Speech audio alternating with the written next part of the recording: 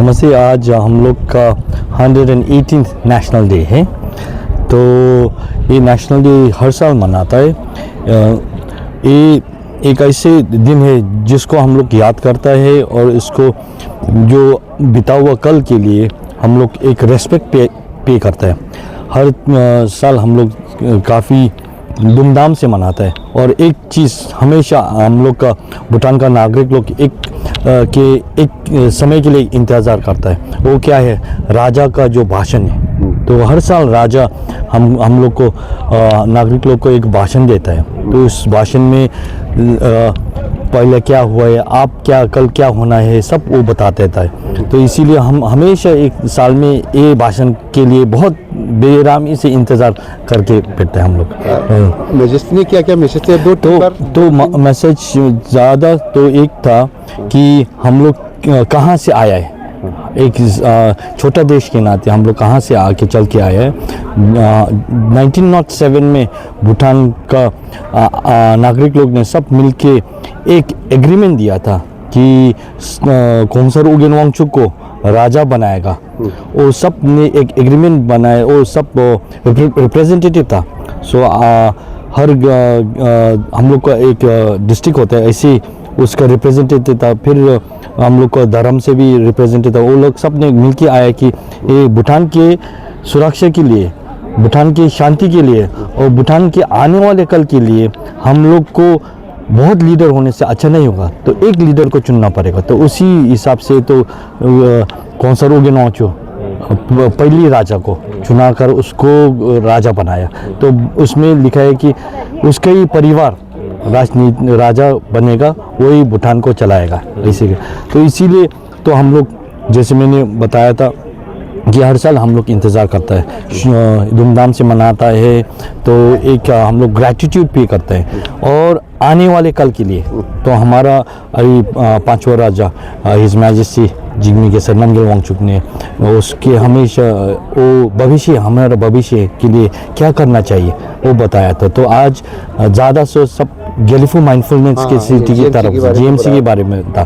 तो जीएमसी एक साल में जब लास्ट ईयर जो अनाउंस किया, राजा ने अनाउंस किया जीएमसी की, तो आप एक साल के बाद जीएमसी में कौन सा काम किया है, कौन सा काम शुरू किया है, उसके बारे में तो सब नागरिक को लेके, भूटान का सिटीजन को लेके उन लोग को इन्फॉर्मेशन दे रहा था।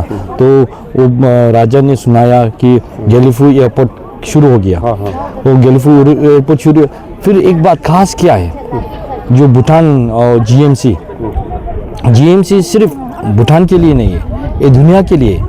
तो दुनिया के लिए क्या हो, एक ऐसी शहर है जो माइंडफुलनेस, और उसके ऊपर क्या, अभी हम लोग देखें तो दुनिया में कोई जगह ऐसी नहीं है कि एक सिटी डेडिकेटेड टू बुद्धिस्ट के लिए। तो वही यही एक सिटी होगा जो डेडिकेटेड टू बुद्धिस्ट। सो इसीलिए तो हम लोग का बनाने के लिए वही विजन जो वही है एक। तो दूसरा क्या है, यही सिटी जो बुद्धा के वैल्यू, धर्म से जो बुद्धा का वैल्यू, कंपैशन, जेनरोसिटी, वो लोग सब हम लोग कल्टिवेट करके हम लोग दुनिया में बढ़ सकते हैं।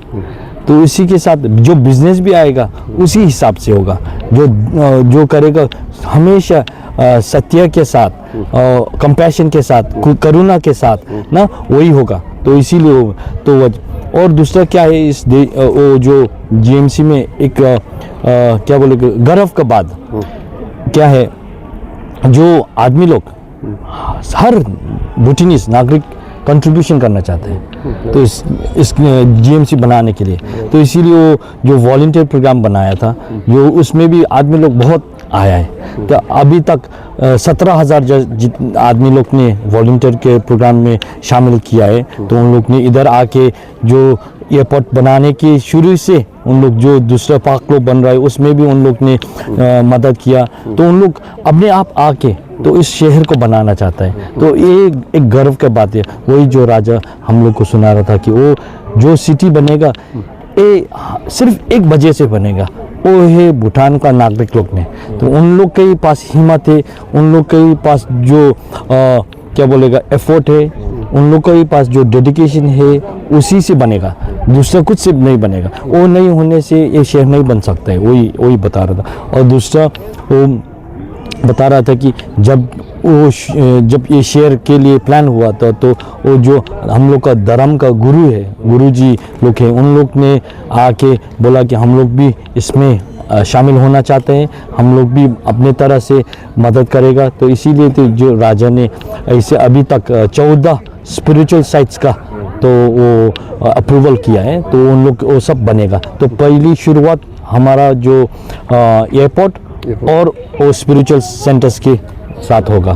तो वही ज़्यादा वही बता रहा था। तो वही आज आदमी लोग को सुना रहा है और फिर आने वाले भविष्य में क्या होगा। तो एक तो हम लोग का राजा जो सुना रहा था कि एक ज़मीन है, क्योंकि जब आदमी उधर इन्वेस्टर लोग आएगा या इधर का आदमी लोग किसी चीज़ बनाने के लिए ज़मीन चाहिए, तो ये ज़मीन किसके लिए होगा? ये ज़मीन जो अभी ज़मींदार है उन लोग की होगा या बाद में दूसरे के लिए होगा। तो उसको भी क्लैरिफाई कर रहा था राजा ने। हम लोग को जानकारी दे दिया कि वो ज़मीन आप लोग का ही रहेगा। इस ज़मीन से इससे सोचिए कि जीएमसी एक कंपनी जैसे है, और ज़मीन के लिए वो जो ज़मीन का भाव है उसका जब वो सब शेयर होगा, तो भूटान का हर नागरिक को शेयर मिलेगा। तो इसी है, तो ज़मीन किसी का नहीं, हम लोग सब के लिए होगा। वही भविष्य वही बता रहा था। ठीक।